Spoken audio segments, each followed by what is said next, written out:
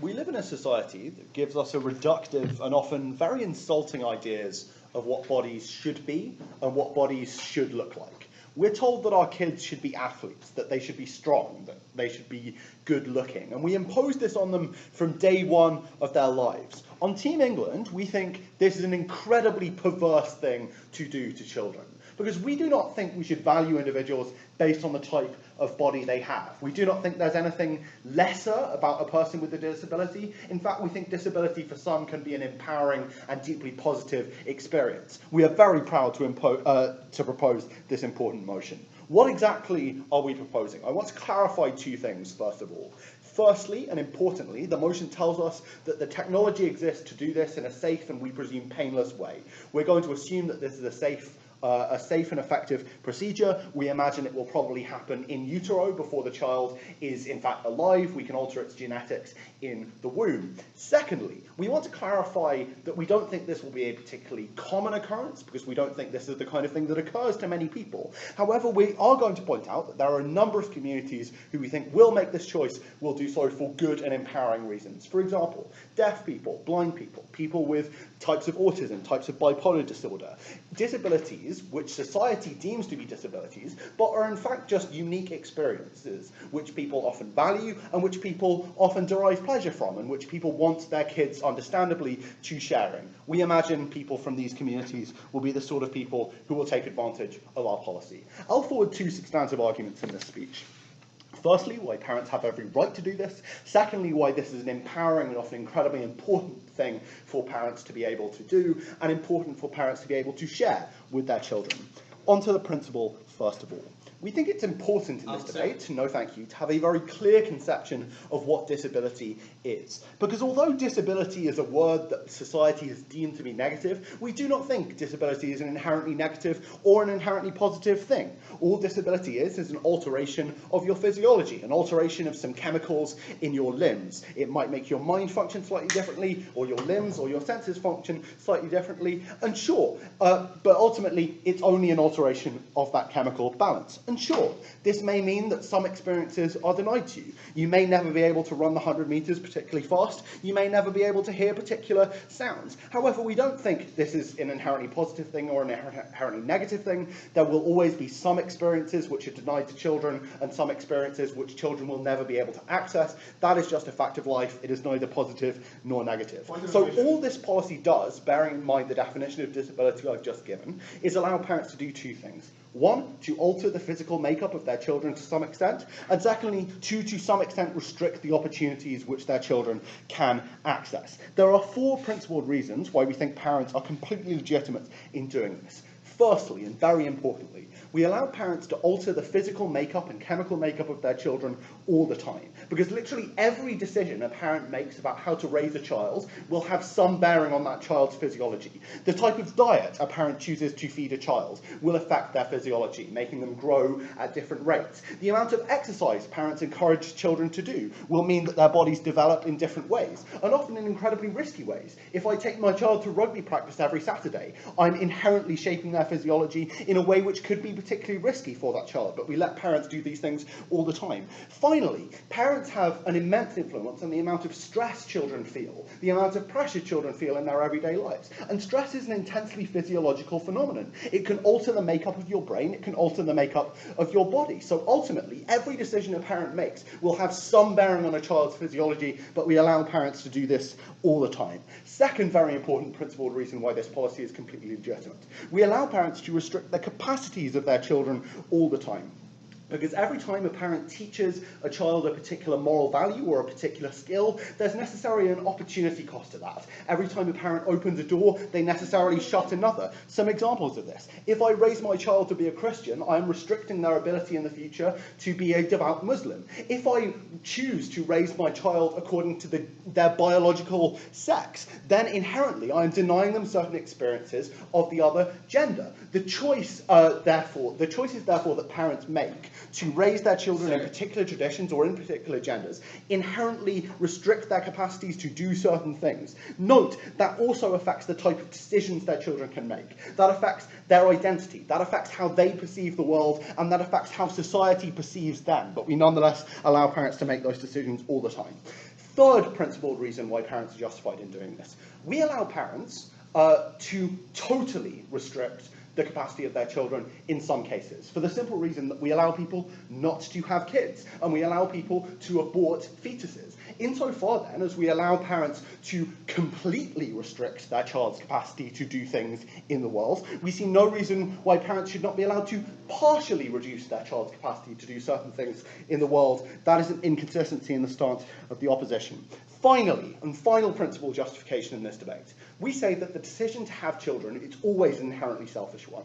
Because when I choose to bring a child into the world, I know that that child may lead a life of bitter suffering. That child may feel unimaginable pain, because we can never be certain of the types of experiences our children will have. That child may lose a loved one. That child may know the deepest pain of emotional trauma and emotional loss. But we are nevertheless willing to take that risk as parents on ourselves. So if we allow our children to take that risk upon themselves. So if we're allowed to inflict life, which is potentially the most painful experience a person can have on a child, we should, and do so for our own selfish reasons, because we feel like we want descendants, or we feel like we want to hang out with cute babies, then we see absolutely no reason why we should not be allowed to partially inflict some degree of suffering on children, insofar as by bringing them into this world, we are inflicting the ultimate degree of suffering, which is existence. I will take this point of information now.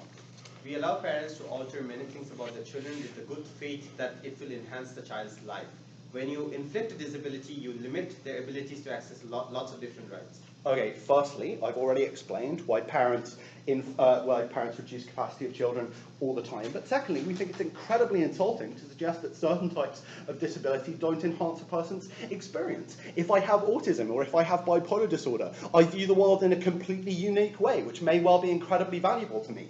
If I don't have sight, then my other senses are enhanced. That's why blind people are often some of the world's most talented and most spectacular musicians. We think there are an incredible number of great experiences which come with disability, which that side of the house simply can't acknowledge. Let's talk now briefly about the benefits for parents, because we acknowledge that disability, thanks to unfair societal norms, can often be a lonely or an isolating experience. We tell you that it's incredibly empowering for disabled people to know that there are others out there who share their feelings, others who care for them, who can share their feelings and experiences, who can have empathy with their experience and who can discuss their experience with them in later life. For disabled parents to watch their disabled child with the same experiences as them grow up and succeed in this world, I cannot think of anything more empowering to give as a gift to a community which is so consistently sidelined and so consistently told that they are worthless. You are well out of time. For all of those reasons, ladies and gentlemen, because we believe parenting is always to some extent selfish,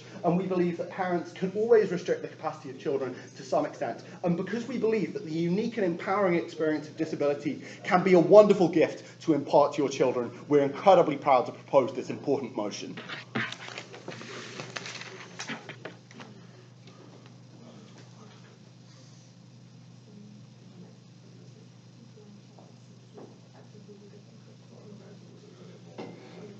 John, I'm commandeering your stool.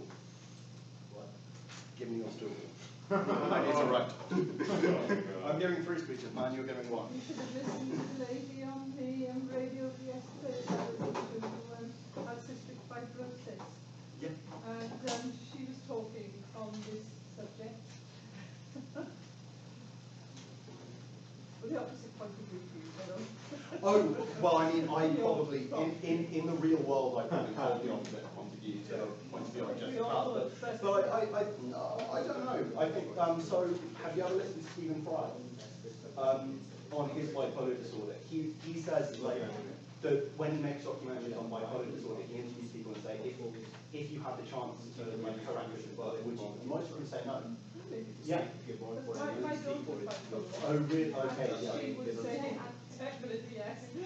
Fair enough, okay, yeah, fair. I'm living with her, I'd say definitely Yeah.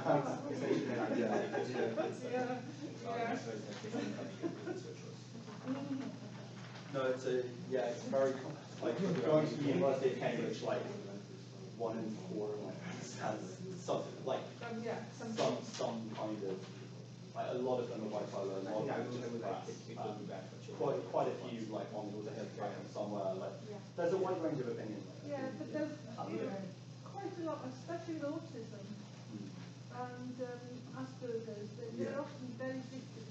Yeah. Oh, do you okay?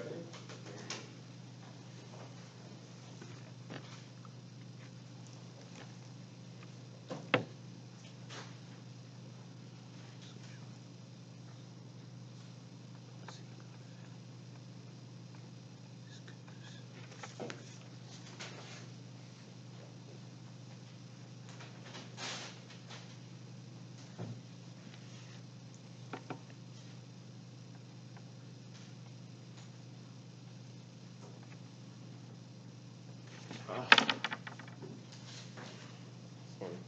Can I get a bottle of water? I have a headache.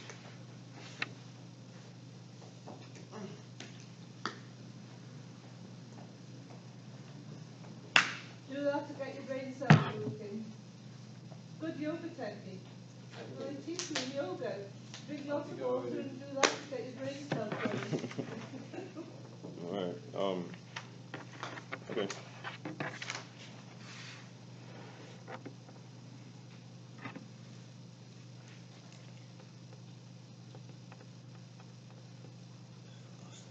Okay. Oh, sorry. Sujan, can I get that? Oh my god, I was wondering. Can I get the paper? What was that? What do you look? It's not between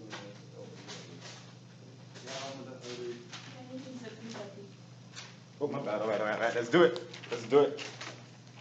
Only one person's copying us doing it, not you. Sorry, where's my phone? I need to tell myself. What do you want now? Alright, starting my timer in 10 seconds. That's a long time. Thank 9, you. 8, 5, 4, 2, You do maths? 1, go. Yo, actually, genuinely, sorry, please. I've started my timer. George! Something is, okay, Six, sorry, start again. 8, George! 10, Start again. okay, Alright. go. Panel, imagine if you could not be sitting here today. You could not be listening to these debates because your father thought it was a good idea to take away your hearing. We abhor such choices in the world as we know it, and that's why we're very proud to stand against side government on this policy. Thus, we bring you a three-part case. Firstly, we will tell you why we find this assault on the rights of children, both on their person and on their autonomy, an abhorrent thing to do. Secondly, we will explain to you why the crippling lifelong effects that this policy has on children. And thirdly, we will explain how this policy destroys parent-to-child relationships. But before that, I'd just like to deal with some responses to the previous speech. I'd just like to ask two broad questions about the previous speech and thus analyze it accordingly. Firstly, is this policy good for society? Sorry, is this policy good for the child? And secondly, do parents have the right to do this? Firstly, is this policy good for the child? No, thank you. We heard from the last speaker that all disability is not a good thing, it's not a bad thing, it's just an alteration of genes. And the very next thing we heard, and I quote, that child may not be able to run as fast as another child. That child may not be able to do as well as another child. We think that this is a contradiction, ladies and gentlemen. We think that the very idea that they know that this child is most likely to suffer from such experiences in the future, and then they say it's not necessarily a bad thing, we think that that's ridiculous and it does not stand in today's debate. It is a bad thing, disproportionately more so than a good thing, and we abhor the idea that they're doing this to children. Questions? Nextly, no thank you. Next, I'll ask, do parents have the right to do this to children? We heard 4 bits of analysis, and I'll explain why each one is inherently false. Firstly, they told us that we give parents a choice over their kids. We let parents take their kids to rugby where they may potentially get hurt. We let parents do lots of things for their kids. The reason why we do this, Mr. Speaker, is because parents, in most instances, know what's best for their kids more so than anybody else. Even when a parent takes a child to rugby, it's because they have faith that that exercise from rugby will be inherently beneficial for the child in the future. In this instance, panel, we think it's very selfish when a parent just wants to impart their own pain on the child with no inherent benefit from it. We try to hear some analysis as to why it's good, as to why disability is good, but I explained to you why that's not the case. So no, the parents do not have the right to do this on those grounds. Secondly, they told us that in many instances, parents open one door for the child, but they also have to close another door. If you're going to be a Christian, you can't be a Muslim. If you're going to be brought up as a male, you can't be brought up as female. We think that the problem with disability, however, is that it closes more doors than it opens. That is to say, if it opens any doors whatsoever, we think that on those grounds alone, their policy does not stand on in the way which they explain it.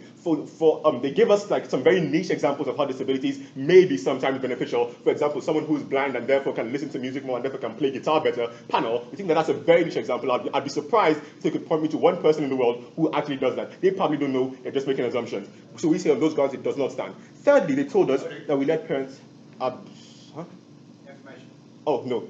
Thirdly, they told us that we let parents abort children anyways, right? We think that the difference between abortion and changing the child's physical characteristics is that if they are aborted, and then they don't have to live through the pain of being dead for the rest of their life because they were never alive in the first place. When you actually bring that child into the world and you actually impart this physical pain and problem on them for the rest of their lives, it's irreversible, panel. We think that that's substantial amounts of pain for their entire life, and we appall that we say does not stand. On those grounds, we say that their principle explaining why they think that parents have the rights to do this, that principle does not stand. We appall it in this debate. Yes? If a woman has a C scan and finds out that her child is severely autistic, does that woman have a duty to abort that child before it's born? We think that the woman does not have a duty to abort that child before it's born, panel, simply because that child is, when children are born certain ways, parents have a duty to love their child, parents have a duty to show compassion to their child. What they shouldn't do, however, is decide whether or not they will show compassion to a child who does or does not have a limb taken off like them, who is or isn't blind like them. We think that it's completely different in the instance where a child is naturally as they are with a disability. So that point does not stand in today's debate. Moving on from that, however, what are our pieces of substantive and material in debate? Firstly, we give you two pieces of analysis under why we think this is an assault on children and why that's principally abhorrent. Firstly, we say that parents make many choices for their children, but ability of the child's potential to do great things in the future, that choice, we say, is not one of them. Because when parents make choices, as I explained earlier, those choices are made in good faith, knowing that it's going to benefit the child in the future. I think it's very absurd to say, it's quite absurd to say that disabilities will, on balance, benefit children in the future. Therefore, on those grounds, we say that this is completely different from the other choices which parents make for their children. Secondly, we think that children, although they may be children, they also have a right to bodily autonomy. Panel, I ask you, what is the difference between when in the womb you insert genes to cause a child to be born with one arm, and when the child is actually born and you just take the arm off anyways with all the pain along with it? We think that it's honestly it's the same thing besides the pain, and on those grounds, if you can agree that the latter is principally abhorrent, and you can agree that the former, which is this policy, is principally abhorrent too. We say that on those grounds, this policy does not stand. Now, I just like to make a quick note here, panel. Realize that the first speaker of side government told us why they think this is good for parents. They told us why this is possibly good for society. They never quite told us why this is good for the most important stakeholder group in this debate, the child panel. They gave us no analysis whatsoever as the people who we think we should be most concerned about, the people who are tomorrow's people, the next generation. They gave us no analysis as to why this harm and this disability is in any way beneficial for the child. We think they need to explain that in the next speech, or else they've lost this debate. Moving on from that, I've told you time and time again in this speech, disabilities closes more doors than it opens. Disabilities does more harm to children than it could ever create to benefit them. Why is that the case? I'm going to give you many substantive reasons why disabilities are inherently bad for children. Before that, yes. Statistically, if you have a daughter, that person will have many more doors closed for them than if you have a boy. Do parents have a duty to only have male children and abort female children? The difference here, panel, as I clarified before, is that when things come as a result of nature, when a child in the womb is disabled, when a child in the womb is female, parents should love the child regardless, because that was what nature did. It is wrong for a parent to say, I will not love this child unless they are male. I will not love this child unless they are handsome and Aryan and fully functional. We think that the problem then comes when they start deciding whether or not they will love the child after converting them to male, whether or not they will love the child after taking off a limb. Insofar as it was the natural order, then we see that it is fine for the child to stay that way, and for the parents to love them as so. On those grounds, we said that point does not stand. Now, quickly, analysis as to why disabilities are bad for children. Firstly, we would say that disabilities restrict the sort of life a child can have, the kind of relationships a child can build, the kind of friendships a child can build with people in their school, for example. When you're the one who's in the wheelchair and is always lagging behind, and so your friends can't run around and play like everyone else, we think that creates a certain stigma towards you, and it's a problem you impart on the child when you force a disability onto them. Secondly, we think that the disabilities limit your ability to compete, because we think that ambition is the fundamental part of human nature. When you're born, we all run 100-meter races and we want to come first. We all grow up and we want to be the best in our field, in our career panel. We think that disabilities fundamentally limit your ability because they want to tell us that some autistic people and some blind people may be better at guitar. Panel, we think that in the vast majority of instances, it's the exact opposite. So it does limit your ability, it does limit your ambition, and we think that that's a bad thing for the child. The third reason why we uphold disabilities for children is because it's an irreversible change to the body. That is to say, unlike other choices that parents make for their child, religion, for example, religion, for example, and so on, the child has the choice to later change that. The child can say, I don't want to be a Christian anymore, I want to be a Muslim. When you impart a disability on a child, I'm sorry, but the child cannot grow back a limb when they're 30 years old. And insofar as that is the case, and it's fundamentally different, it's fundamentally bad for the child. And lastly, the cost of disability panel, we say, actually, on those grounds, we are very proud to oppose this motion. Thank you very much.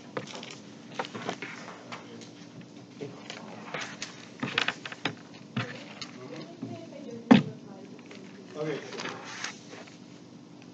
Oh, do you, wait, why? I knew it.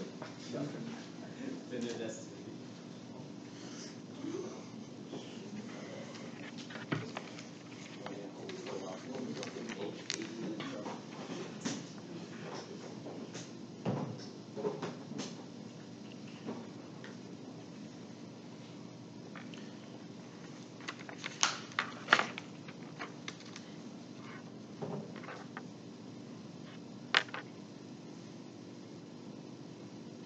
The previous speaker opened his speech by asking, what on earth would happen if none of us today could sit and listen to a debate in the World Schools format in this beautiful common room at Cardiff Sixth Form College?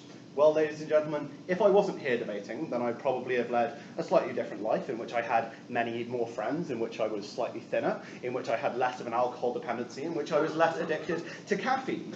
The point is, those two worlds are morally equivalent.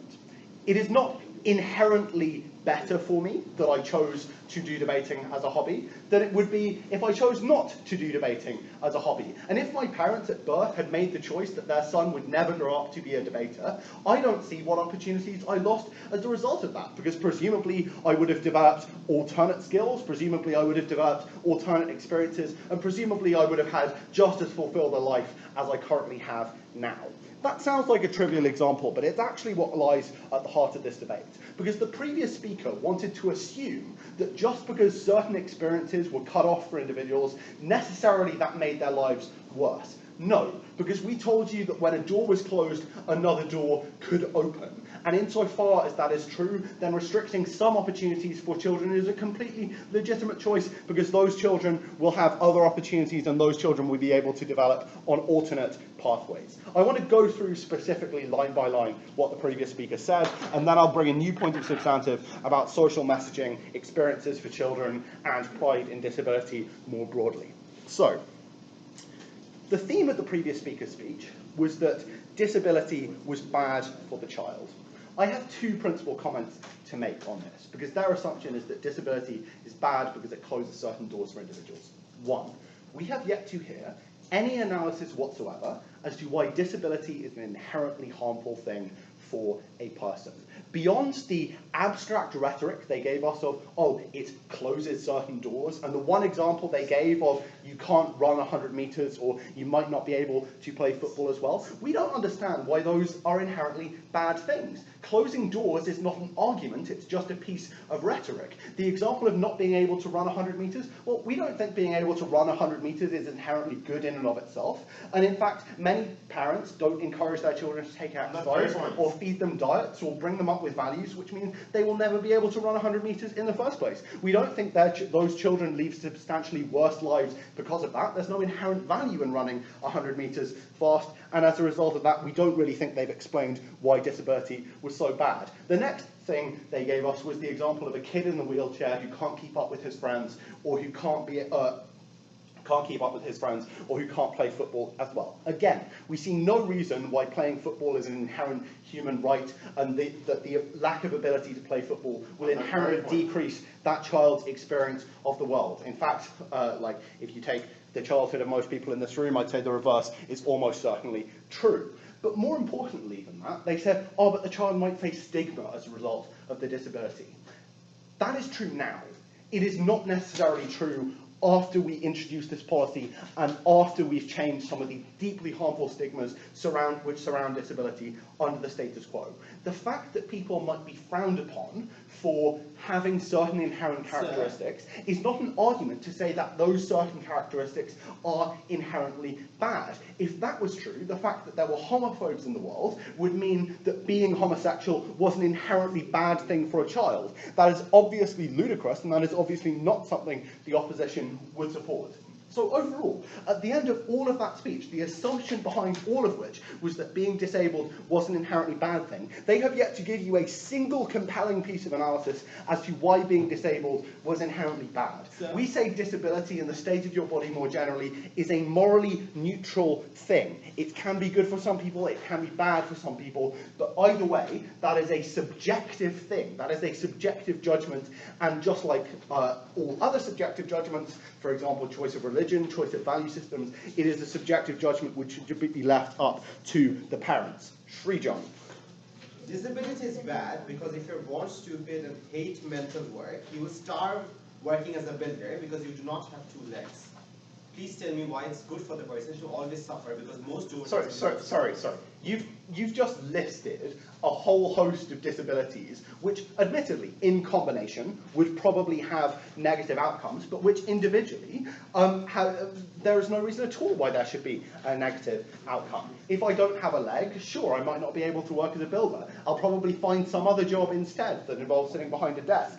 If I'm not particularly good at mental arithmetic, or stupid, as they somewhat insultingly called it, then sure, I might not be able to work behind a desk, but I might be able to become a builder. Just asserting that if you add enough disabilities on top of each other, then sooner or later they will make your life worse, is not an argument, for the simple reason that that analysis could apply to literally everything. If I made my child do like every single sport under the sun, eventually my child would become a bare husk with very badly injured knees, concussion, and basically like no ability to physically sustain themselves. That's not an argument for not teaching my child any sport, it's just an argument for not piling on too many to cope with. So, your point is gone. Let's talk now in some more detail about what exactly they thought disability was. Because we thought it was relevant in this debate that they said that people could still have disabled children, that a mother who was aware that she was about to have a disabled child had the right to still go ahead with that pregnancy, and the right to still bring that child into the world. That was incredibly relevant because they never explained the distinction between a mother knowingly bringing a disabled child into the world in their world and knowingly bringing a disabled child into the world in our world. All they said was, oh, well, one's natural and one's medical. Again, those two things are words, not arguments. The result is exactly the same. A disabled child emerges from that mother's womb and grows up in the world. In that circumstance, there's no principal distinction between a mother who knowingly chooses to have a disabled child when that disability was caused by arbitrary genetics, and a mother knowingly choosing to have a disabled child when that mother herself caused the disability through her own choice. So it was profoundly relevant in this debate that they didn't think it was legitimate to abort women because they were women and disabled people because they were disabled. The only analysis they gave us in response to this was, no thank you, the only analysis they gave us in response to this was to say, oh no, the difference is you should love your child unconditionally. Ladies and gentlemen, we accept that disabled parents will probably love their child unconditionally on both sides of the house. There's no reason to suppose that a disabled parent wouldn't love a healthy child just as much. The point is, if it can enhance their experience to some extent to have a disabled child, then we think that's completely legitimate. Love doesn't come into it. That was a red herring in this debate. Final thing. No, thank you. The final thing Odoo did was accuse us of a contradiction, because our claim that disability was neither good or bad, but rather a morally neutral state, was apparently contradictory to our claim that people could not run 100 meters. The difference here is that Odoo clearly thinks there's some overriding moral value to being able to run 100 meters, which we simply don't see. We don't think being able to run 100 meters is inherently good. We don't think it's inherently bad either. We think it's morally neutral. And in those circumstances, depriving the child of an ability to run 100 meters is literally no different from any other decision a parent can make for their children.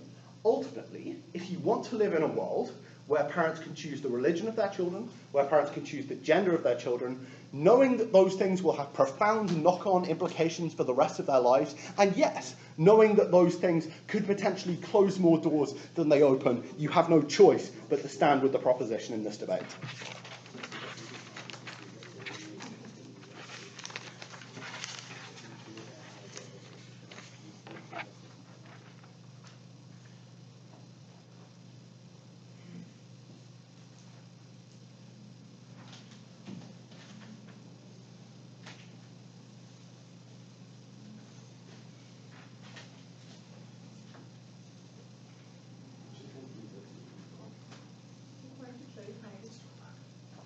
I'm not sure, but it's before 4. So, You really should yeah. have missed it. You should have Are we fine? Cool. I'll walk quickly. 326.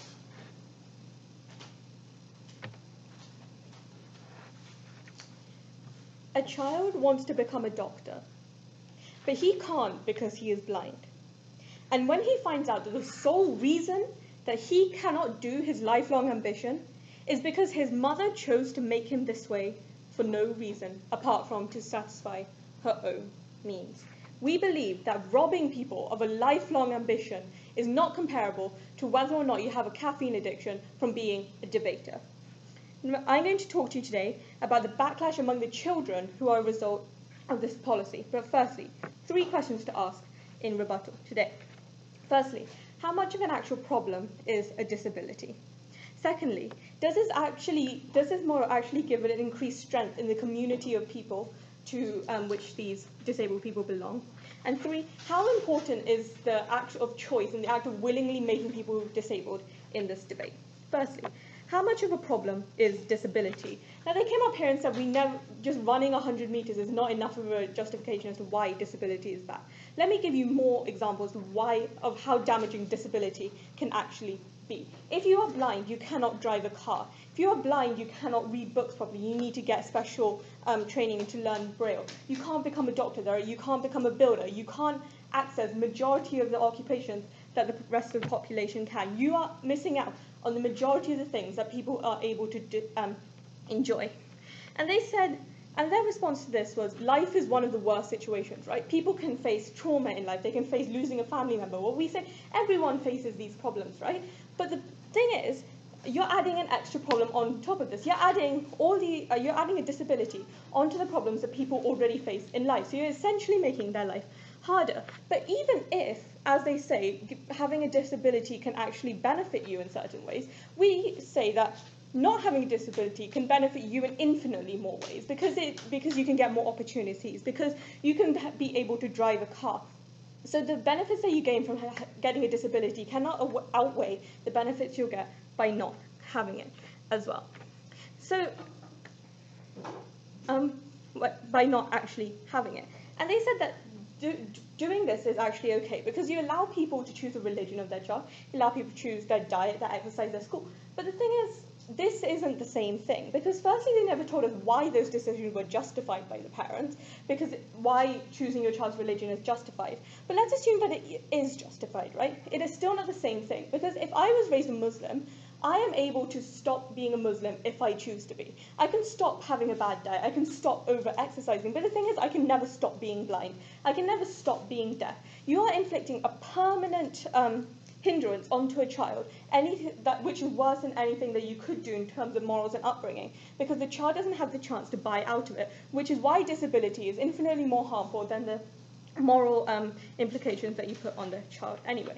And we told you that the stigma against disabled people is actually very, very harmful. And they said the stigma will go away because there'll be more disabled people anyway. But we say getting rid of stigma is not a justifiable way to manufacture pain, to manufacture lack of opportunity, and to manufacture a life of increased difficulty for children in order to tackle a stigma which we can tackle in other ways as well. On to my second question. Does this actually give strength in the community, right? So one of their points was, if a community of people sees one of their members thriving and excelling, that's really good for the community, right? So we have a blind person who becomes a professor in university, which is really good for the blind community. Well, we say, you don't need to implement this policy to have that happen, because there are still blind people, there are still deaf people, there are still people without limbs that are like that naturally, and they can still excel, and this will still be good for the community. So there's no way that actually implementing this policy is going to help that. And thirdly, how important is the act of choice? They made the point often that there is no difference between allowing a disabled child being born and making a disabled child. Well, we say there is a difference, right? Because in the same way that there's a difference between me hitting another car and them dying, and me intentionally driving into a car and killing them, there is a distinct difference. Because in both scenarios, both people end up dead. But there's a difference between accidentally murdering, manslaughter, and actual murder of the person. In the same way, there's a difference between a child being disabled just because of the genetics of that way, or making the child disabled in the first place. In the same way, there's a difference between a child being born blind and you scratching out their eyes so they're blind anyway. At the end of the day, the outcome is still the same. And we say that choice is what makes this morally abhorrent. Now, on to my substantive, right? The thing is, the children that you make blind, the children that you make deaf, the children that you make born without limbs are going to grow up one day. They will all have their own ambitions. They will all have their own things that they want to do. And the thing is, they're going to face a lot of backlash from the population, right? And one of these backlashes is that they're not going to get proper healthcare. Because already in America, we say people don't want to pay taxes to help people who are poor, because being poor is a choice. But as soon as you say that disability is a choice, people aren't going to actually want to pay taxes for them, pay taxes for insurance to help them. So this is just another one of those problems that these people face. But the thing is, when these people grow up, you can do one of the two things. You can lie to them and say you're blind because you were born blind, in which case you're advocating lying to their own children. But second case, you can tell them why they're blind. You can tell them that the only reason they are blind, the only reason they're deaf, is because you chose them to be that way. And the thing is, there is no child in the world that's going to be happy that they were being born blind when they could have been born being able to see. No child is going to be happy to be deaf when they would have very easily not been deaf, right? So the only reason at the moment people adjust to disabilities because they know that no one is to blame for this, right? They're blind because they're blind. Except when you give them someone to blame, when you give them someone who literally took away one of their senses from them, then this is going to create an entire backlash among people who had a whole range of opportunity, a whole range of senses robbed from them. And this is going to lead to a lot of bad feelings towards their parents and towards the people who did this to them, which means that they're going to rebel in any way possible. Because why should they have any sort of allegiance? Why should they actually help anyone who made them blind, who made them deaf? And this will cause discord in the family. And we believe they'll have much harder time adjusting to this disability when they know that they should have been born with their eyesight, when they know they should have been born with their hearing. So we believe that when they find out that they are only disabled because of a choice made by their mother or their father, then their ability to adjust to this disability and their ability to live normally without harboring resentment for the rest of their lives is severely compromised. And that is something that we shouldn't have to bring onto their parents or onto their children themselves. Panel, we believe on this side that disability is something that can harm you in very many ways, like my first speaker outlined. And we believe that this is something that should not be inflicted on children, because they have their own bodily autonomy and is not a right of their parents. Proud to oppose.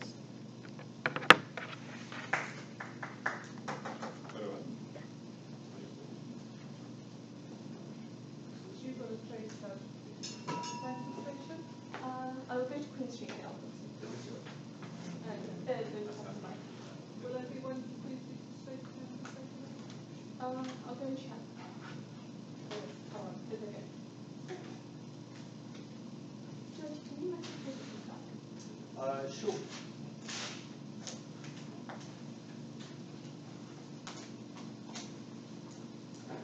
pass on a message to your father before the exam on the 17th. Yeah.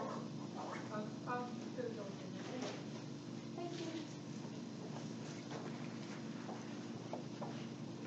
What time's your train date? I haven't booked it. I've got an open ticket, so that's fine.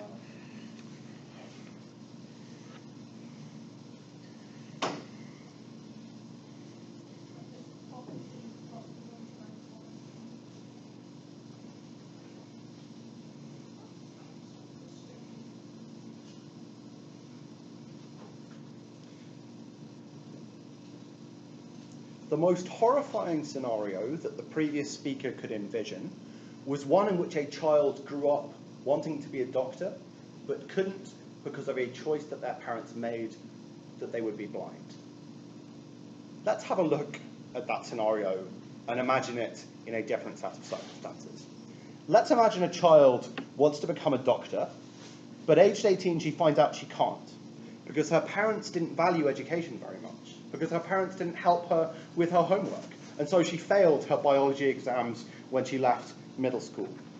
Let's imagine that a child grows up wanting to be a doctor, but aged 18 she finds out she can't because her parents were Jehovah's Witnesses, and she's been brought up to think that blood transfusions were immoral and a stain on God's creation, and she knows that were she to become a world-class surgeon, she can never speak to her family again.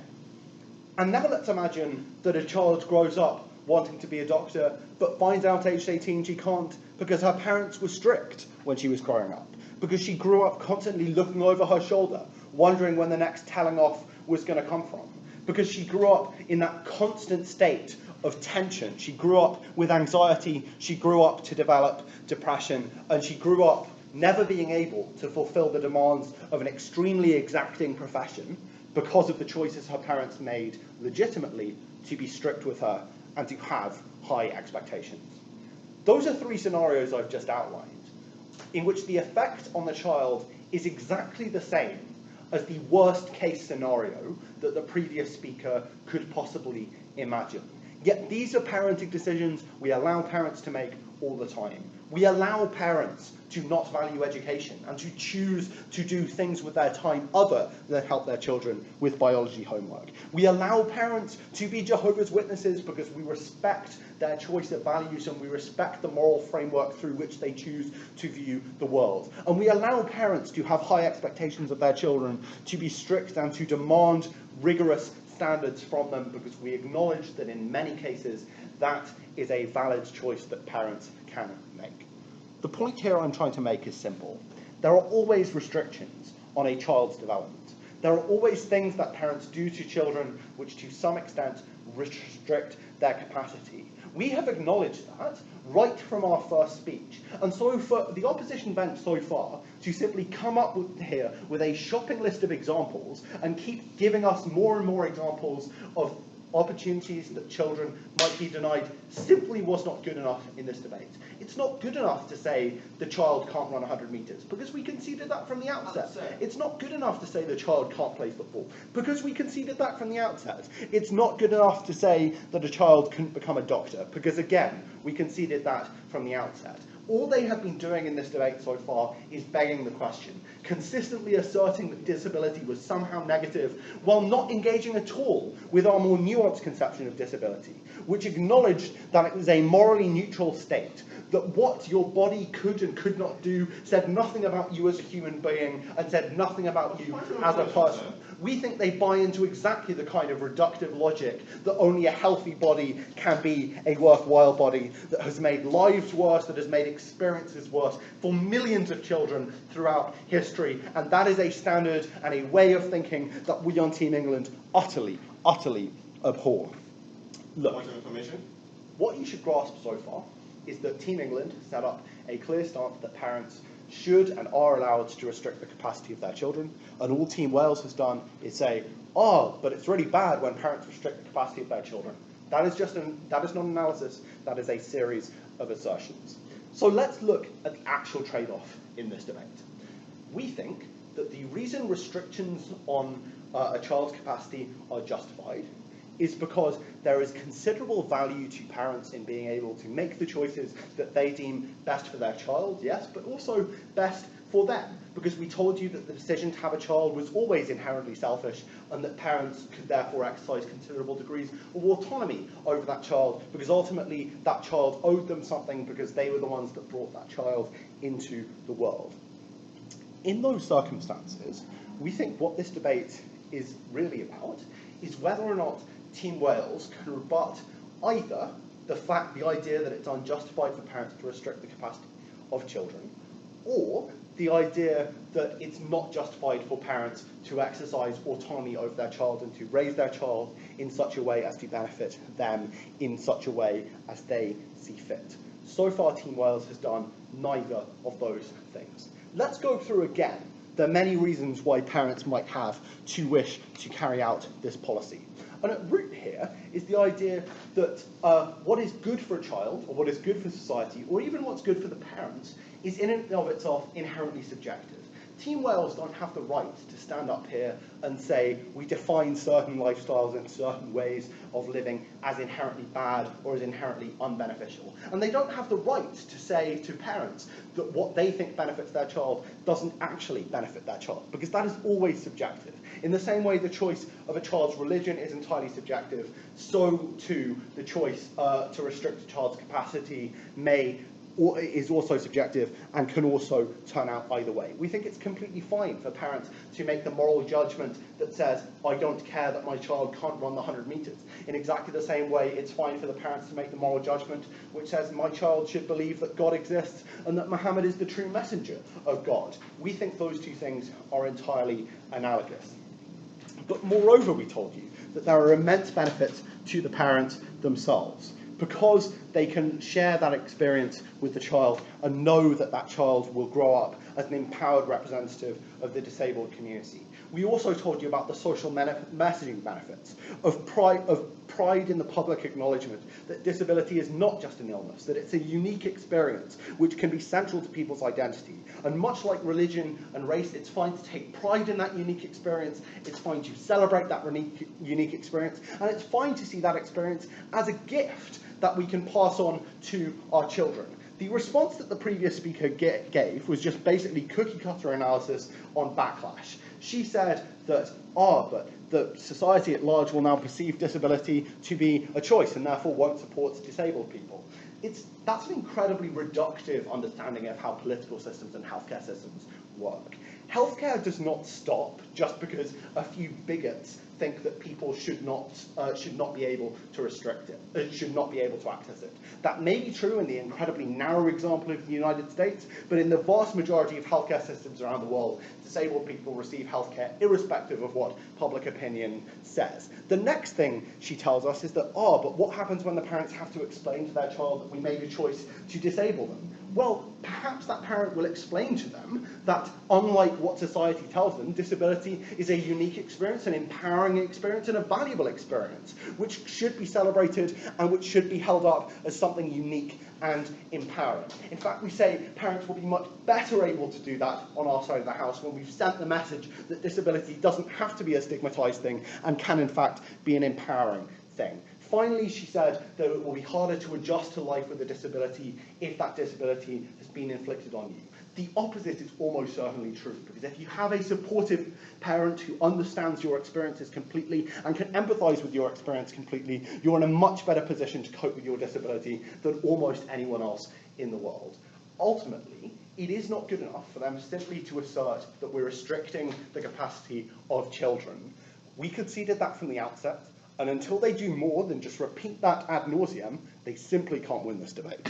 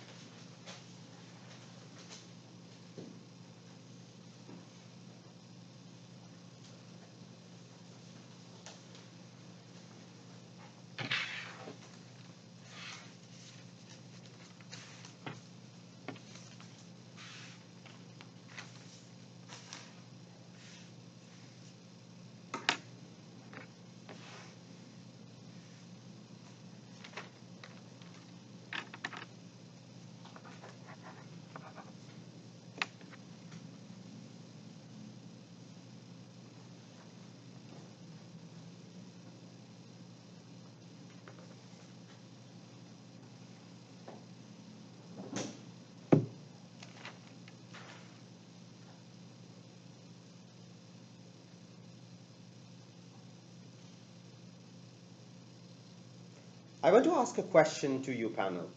Why is the suicide rate, the longevity, the levels of poverty in disabled communities so much higher than normal communities? The reason is, when you're disabled, you are literally disallowed from experiencing life in many ways. Literally, the way you are able to like manage your physiology and the opportunities you're able to avail yourself affects your life in every possible way, which ranges from medical conditions and medical complexities to the amount of money you're going to earn, which is going to define the sort of life you'll have in the society. Like, it's not simply sufficient for George to say that parents have a right to alter their rights, the lives of the children, because they have an autonomy over their children, when clearly and statistically it's true that when you're disabled, the sort of life experience you have is extremely unpleasant. In terms of debate, I think this debate essentially has two questions.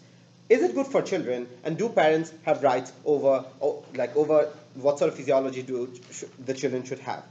So in terms of this, firstly I'll talk about, do parents have rights here or not? All right, so the first thing that we hear from proposition is that they say that parents affect children's lives in many ways, and that's why the extent of the argumentation is that, diets, exercise, all of those things happen. Firstly, parents already have autonomy over their life is not logically accurate, in the sense that if that right is justified, in an ideal world, we would not have parents having any autonomy of children if that would have been possible. But he never analyzed why is that autonomy meaningful or justified to begin with. But secondly, we give that autonomy to parents because we believe parents will have the maturity to make the best decision for the children. But when that decision is clearly problematic, i.e. for instance in the case of female genital mutilation, we take away the right of autonomy away from parents. Thirdly, as my second speaker clearly explained, the choices that they are going to make when it comes to disability are not reversible in nature.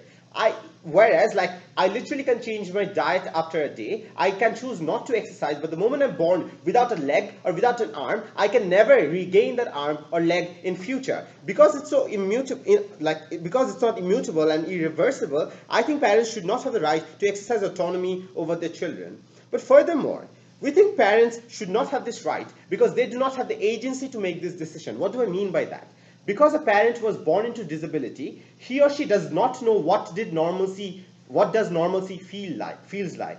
He or she does not know what it would have been like to have two legs and to be able to walk freely to begin with. The moment he or she inflicts the same disability on his or her child, that's extremely unjustified because he or she is making that decision without having the knowledge of what he or she is not giving his child to begin with. I think that's extremely problematic because the parent simply does not have the agency to make this decision furthermore. But secondly, look at his logic, right? He says that stress, pressure affects physiology of a child. Clearly, that's medically untrue. Like, the amount of stress or pressure that I feel can change in a day or two, and it does not alter the physiology of my body. Literally, it's like a life experience, and it can change after a month or so. But if our disability is clearly permanent, and the harms of that is massive. But furthermore, then he says that, it's important because, parents have a right to connect to their children and be happy. Firstly, parents can be happy with a normally able child as well. Like, they will be happy with any child they have. They might have a preference, but that is not to say they can't relate to a child when the child doesn't have a disability. Secondly, I don't understand why would that disability make them extra happy, right? Because I don't understand why is shared experience so important. Because he says, shared experience and community values are important. You can be normally abled and you can still be an ally of a community, just like cisgenders are allies to the LGBT community. I don't think you necessarily have to go through the same physical alterations to be allied in community values with the community you want to identify with. But given the fact if your parents are disabled, I think you still can be a part of the disabled community and still have experiences that you want to have. I don't know why uniquely you need to be disabled yourself to have it. But furthermore, the last thing, the question becomes, do parents have the right to assault their children, right? Because essentially, I think the biggest stakeholder in this debate should be children because we are literally talking about their lives. And here, I feel like the proposition did a horrible job at responding to the plethora of material my first speaker and my second speaker built upon. What did they tell you? O2 gave you many reasons why this is an assault on dignity of children. Firstly, he told you that disability is horrible because it restricts the experiences one can have, because it limits your ability to compete, because it is an irreversible damage on your body, and because it literally doesn't allow you to experience life in its full form. Now, for us to say that disability is not crippling and is not is not really bad, it's an extremely patronizing thing to do. Because as I've stated at the start of the speech, when you're born disabled, in many cases, you can't access many different sorts of jobs. Now the proposition says, oh, that's fine, because when some doors close, other doors open. But we would rather have you have many doors open so that you can have a career and you can have a sort of life that you'll be able to relate to. It's not like categorically right for you to literally close many doors intentionally, and I think that's extremely problematic. But furthermore, Harvey clearly explained to you, my second speaker told you, why there's a moral distinction between you taking a car and murdering people and you having an accident. Because in one case, you're intentionally committing serious atrocities. In another case, it's an accident. But this is even more relevant later. Why? Because the moment you do it as an accident, or the moment it's a mistake, a child doesn't have anyone to blame. But when that child grows up and sees that he is disabled and many doors for him are closed because of the fact his parents wanted a very selfish outcome out of his life, he or she will not have a good life experience and he will have active problems with his parent to begin with. But finally, the point about children's ability to compete is extremely relevant, right? Because when you are born disabled, in many cases, your disability relegates you to a social class of essentially to an underclass. Why? Because often because of your disability, you can't do many sorts of jobs because there's structural reasons of poverty and because you're not being able to aspire to greater things in life. Something Odu talked about from the very first minute. I think all of these things are extremely big damages that you're doing to children's lives intentionally, something we shouldn't tolerate. POI. So, given the decision to have a child is always a selfish one, and the child always has to bear the risk and result of a parent's decision, why do we let people have children in the first place? We let people to have children, arguably because they from the parents' perspective, they want to bring a child and they want to make sure that child has the best life possible. I think the real metric here is how does the child have the best life possible? And given that's true, I think I've explained and my team has explained many categorical reasons why disability will not give you the best life possible. Starting from life experiences to the sort of jobs you will be able to have, to the sorts of relationships you'll build in society. All of this analysis that was never dealt by opposition. But furthermore, my second speaker's material about healthcare was extremely relevant as well, because when you have to pay for a choice of another person, I think in society you set up very damaging narratives of disability to begin with. Paul Ryan is already enough of a dick to people who are poor. I can only imagine how much of a dick he would be to people who are born disabled because their parents chose disability for them. In conclusion, ladies and gentlemen, the real stakeholder of this debate should be children, not parents, and because this policy categorically destroys the quality of life for children, extremely proud to oppose.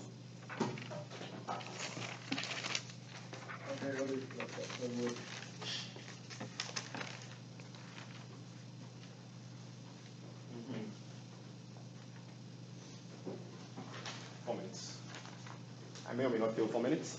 I'll stop when I'm finished on my material.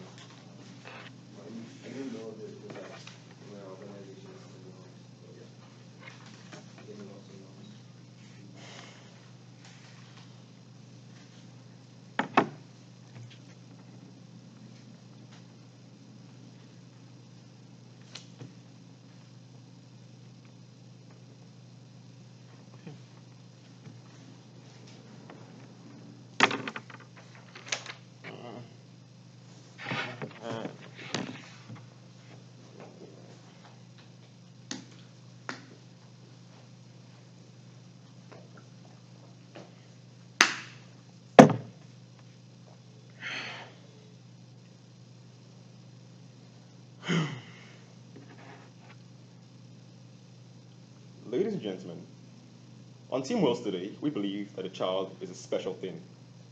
From the moment they're born, they have a whole world open to them.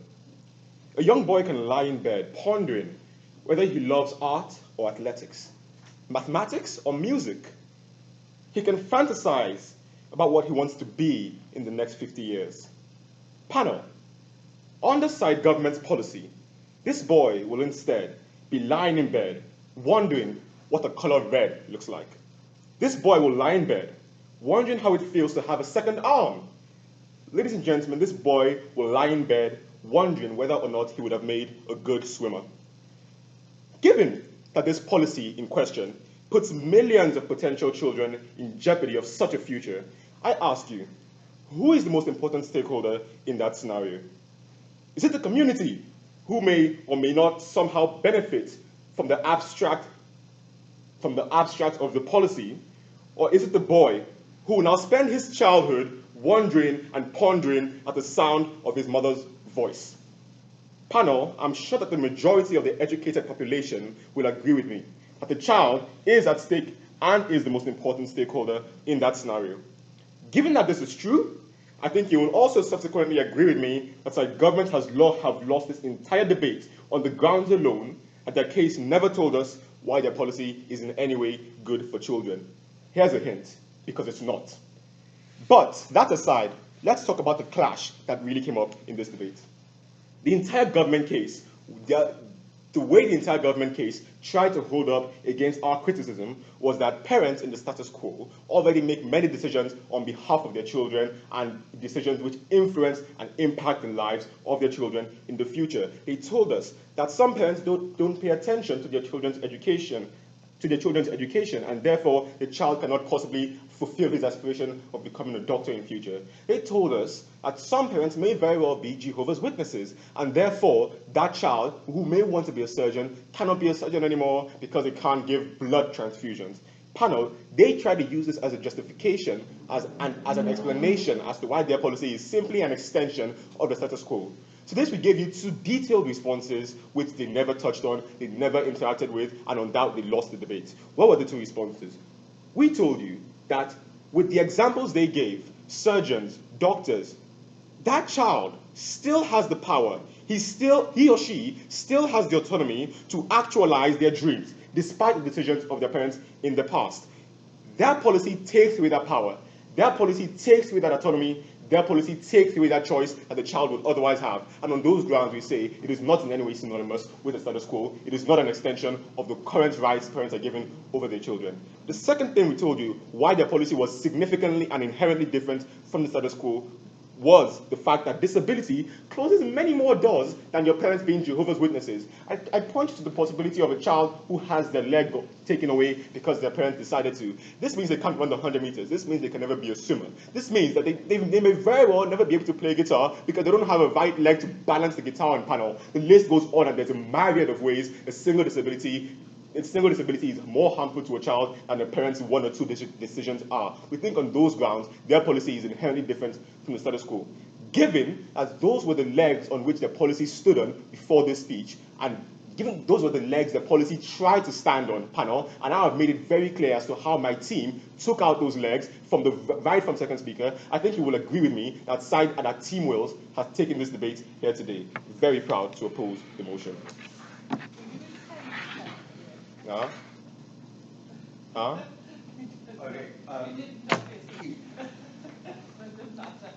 Taking the legs, I see. Oh, I actually did it. Taking the legs. No, I didn't.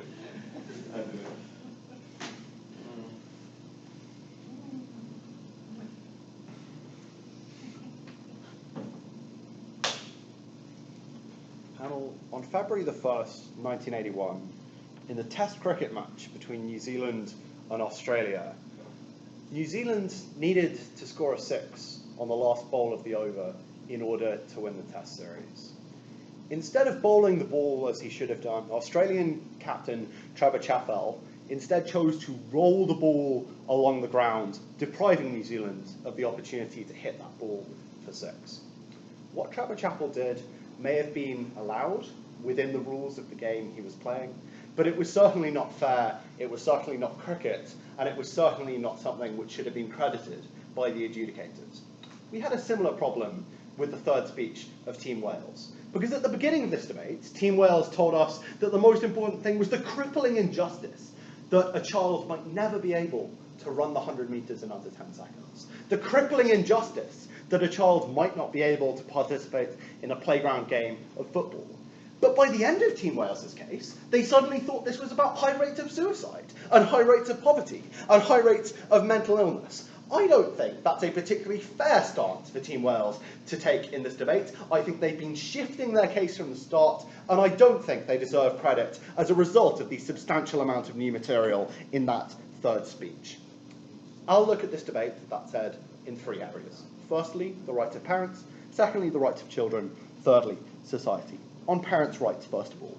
They consistently asserted that parents had no rights in this scenario, because firstly, parents did not have the right to shut off choices for children, and secondly, parents should ensure that their child benefited from their decisions. We had a response to each of these, because we told you not only did parents always shut down choices, but they were entitled to do so, because what was a benefit to a child and what was a harm to a child was an entirely subjective thing. And that in the same way a parent might choose not to value belief in God in their children, it is equally legitimate for a parent not to value their child's ability to run the 100 meters. So it wasn't good enough for them to say that parents consistently shut down choices, because parents always consistently shut down choices. In the reply speech, they chose to assert that the number of choices a parent shut down would be excessive. They gave us no analysis to suggest that that was true. So, moving on to the rights of children in those circumstances. They decided to start asserting, halfway down their bench, that only the rights of children mattered in this debate. But we told you from the outset why that wasn't true. We told you that parents always, to some extent, have total autonomy over the rights of their children, because the decision to have a child is always a selfish one. And in that circumstance, we weren't particularly sure why they thought the rights of a child were paramount, given those rights were necessarily subservient to the choices the parents made. We weren't sure why benefits to children mattered in this debate. But even assuming they did, they gave us no consistent reason to suppose that disability was a harm to children.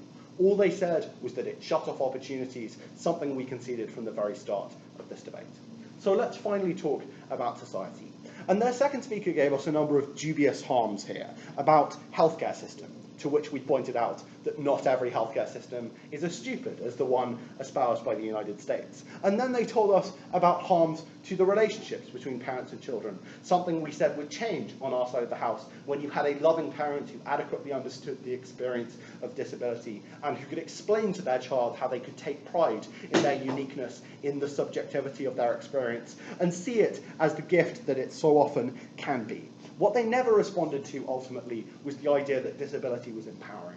What they never responded to was the idea that disability as an empowering thing is something which society should see and which society should recognise. The fact that they consistently painted disability as negative without any justification or any reason to do so is the reason, not only that they have been insulting to disabled people throughout this debate, but it is also the reason that Team England crushingly won this round.